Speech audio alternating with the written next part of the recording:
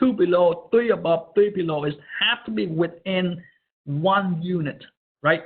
It has to be even 1 unit, which is what if, right? What if they ask you this, which is, again, this is the limitation is for empirical rule, we have to go 1 jump, 2 jump, 3 jump, and so on and so forth.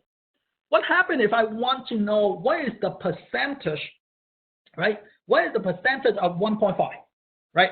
What if I don't want to jump from 1 to 2? I don't want to jump from 1 to 2. I just want to know at 1.5, how would I do it, right? How would I find that item if it's just right in the middle of this thing here?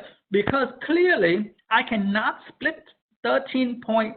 Everybody see that between 1 and 2, they say 13.6, but they are not symmetric here. This thing here is higher than this thing, which is, again, the area is not just split the 13.6 and call it a day, right? They are not the same area, right? The further away, the smaller the curve, and the smaller the curve, the area is smaller as we decrease, right?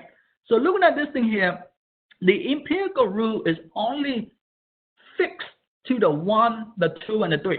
And every time you jump, you have to jump the whole 1 unit. You cannot just jump half a unit or 0.75 or 0.225, right? You have to jump as a whole unit here, right? So looking at this thing here, you know, like I say, and also it has to be from -1 to +1, from -2 to +2, from -3 to +3, right? What if I use this one from -1 to 1.5? How would we do that, right? How would we find that percentage, or how do we find the area under the curve, right? So that's where this item come in, is the z-score and the standard normal distribution table. We will mention, or I will show you the standard normal distribution table in a bit. Let's take a look at the z-score and what is the unique thing about the z-score and how do we find the z-score, right?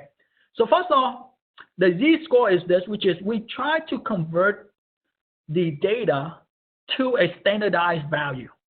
And what you say, well, what is the standardized value? The standardized value is basically this, ladies and gentlemen, is as long as you have a normal distribution, doesn't matter what data you have, as long as you have a bell-shaped curve, normal distribution, the mean is always 0 in the middle. And again, this thing here, this number will always be fixed, right? The 0, the 1, the 2, the 3, the 0, -1, -2, -3, those numbers will always fix. Doesn't matter what data you have, as long as they are normal, it will be a bell-shaped curve and they are symmetric. And again, 50% on the left, 15% on the right, 50, right? So again, basically you try to convert your actual data to become a standardized number. Standardized meaning as long as a normal distribution, that number is the same all the time, right? And the z-score tells us this thing here is, if you have a positive z-score, right? If you have a positive z-score, meaning you are above the mean. And if you have a bigger z-score, meaning you're further away from the mean. If you have, for instance, 3.1, positive 3.1, meaning you are far away from the mean 3 units, right? Right, 3.1 unit. And again, that's very good, right? That's the, you know, over on the right is a good number, right? Over on the left is negative, is a bad number, because negative tells you that you are below the mean. And if you're below the mean, meaning you are below the average, right? And we don't want to be below the average, because average is the minimum is 0, but if we're below the average, it will be very bad, right? So again, that's what the z-score does. The z-score tells us the position of your data, right? The position, if you are you know, at what position. If it's positive, it's good. If it's negative, it's not so good, right? So now let's take a look at how do we find the z-score, right? So z-score, to find the z-score is this, which is, this is your formula for z-score. Z-score is equal to, remember last time I told you, is the data minus the mean, right? Again, this is how you find the z-score, which is you take the data minus the mean divided by the standard deviation. Okay, remember, what is the z-score? The z-score is a standard number, a standardized number, tell you how far are you from the mean. And to know how far are you from the mean, you have to subtract the mean, right? So you take the data, subtract the mean, divided by the standard deviation. Again, the x bar is just your mean. The x is your data. Data minus the mean divided by standard deviation. Okay. So let's try this, right? Let's take a look at this thing here, which is, again, this is what they give you is, given the SAT score is normally distributed with the mean score of, sorry for typo, of the mean score of 1498 and the standard deviation of 347. Find the z-score for the student who scored 1792 on the SAT, right? So again, they give us this, they give us the mean, they give us the standard deviation, and now let's say that you go and take the test, you took the SAT test, and you score 1792. Now we want to know how good is this 1792. We know that it is above the mean, right? We know that it's above the mean, it's better than the mean, but how good is this, right? How good is this score? So to do this thing here, do you agree that they give us this? They give us the data, which is 1792.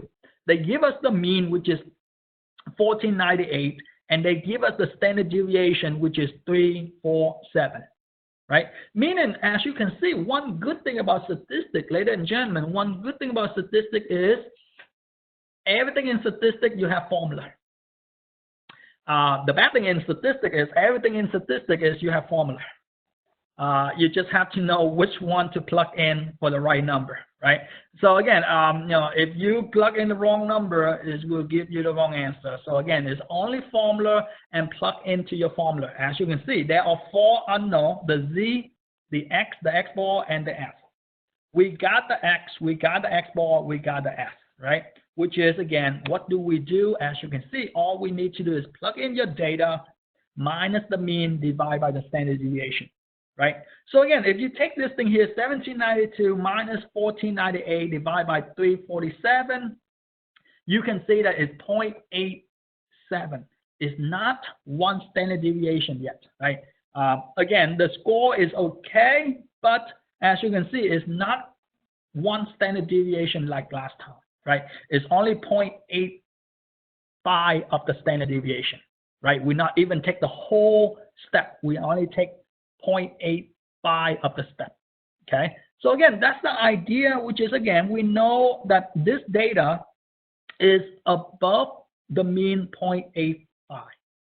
Okay, so again, question with the z-score here, which is, again, hopefully you guys see that the z-score, to find the z-score is not difficult, right? To find the z-score is not difficult. All we need to do is plug it in. Take the data, it's always the data minus the mean divided by the standard deviation. Okay? So the other thing, let's try one more example and then I take your question if you have a question. The other thing about the z-score, the unique thing about the z-score is this, ladies and gentlemen, is sometimes if you have two different data, how can you compare if we have two different data, right? If you, let's say if you score 90 on your biology test and you score 87 on your math test, relatively to the biology and to the math test, we know that the biology, relatively to our biology, the grade is higher, right?